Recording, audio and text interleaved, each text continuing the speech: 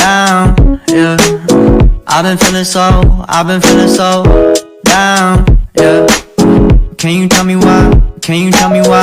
Bismillahirrahmanirrahim. Assalamualaikum warahmatullahi wabarakatuh.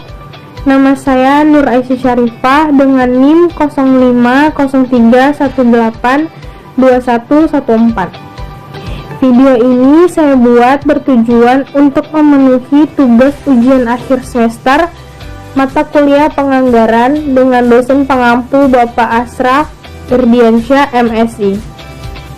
Baiklah, di dalam video ini saya akan membahas materi ke-11 tentang anggaran komprehensif. Selamat menyaksikan. Baiklah, di dalam video ini saya akan membahas materi ke-11 tentang anggaran komprehensif. Anggaran komprehensif adalah anggaran yang digabungkan dalam keseluruhan rencana organisasi. Anggaran induk merupakan sekelompokan anggaran parsial yang memiliki hubungan erat dan integritas satu dengan lainnya dan dijadikan dasar untuk operasi perusahaan di dalam satu periode di masa mendatang.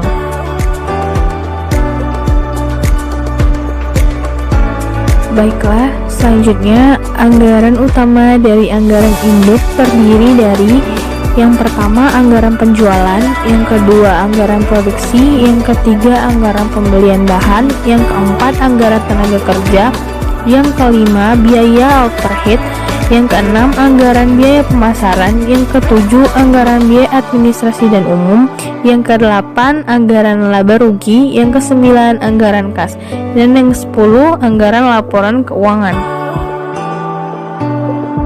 Yang pertama, anggaran penjualan. Anggaran penjualan menjadi dasar dalam penyusunan anggaran-anggaran lainnya, atau dengan kata lain, anggaran lainnya disusun dengan memperhatikan rencana kegiatan penjualan terlebih dahulu. Yang kedua, anggaran produksi. Anggaran ini disusun berdasarkan segala kegiatan produksi yang diperuntukkan untuk menunjang anggaran penjualan yang sebelumnya sudah disusun. Yang ketiga adalah anggaran pembelian bahan.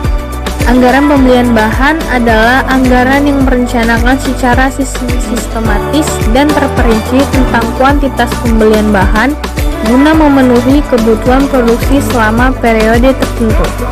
Yang keempat adalah anggaran tenaga kerja. Anggaran tenaga kerja adalah suatu rencana anggaran yang direncanakan secara terperinci tentang jumlah jam kerja dan tenaga kerja untuk satu periode maupun periode yang akan datang.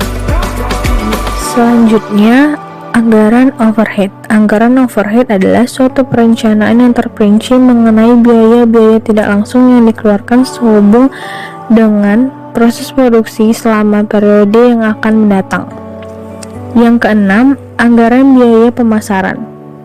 Anggaran biaya pemasaran adalah biaya-biaya yang dikeluarkan untuk menjual produk ke pasar.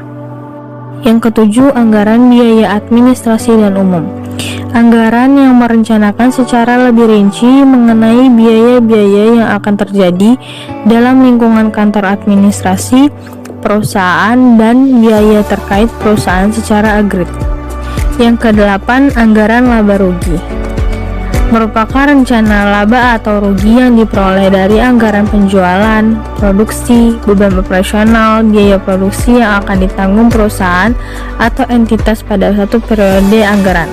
Selanjutnya, yang kesembilan adalah anggaran kas. Anggaran kas adalah anggaran yang merencanakan secara terperinci tentang jumlah kas beserta perubahan-perubahan dari waktu ke waktu selama periode yang akan datang. Yang ke-10, anggaran laporan keuangan. Anggaran laporan keuangan adalah anggaran yang berisikan taksiran-taksiran tentang kegiatan-kegiatan dan kondisi finansial perusahaan dalam jangka waktu periode tertentu yang akan datang.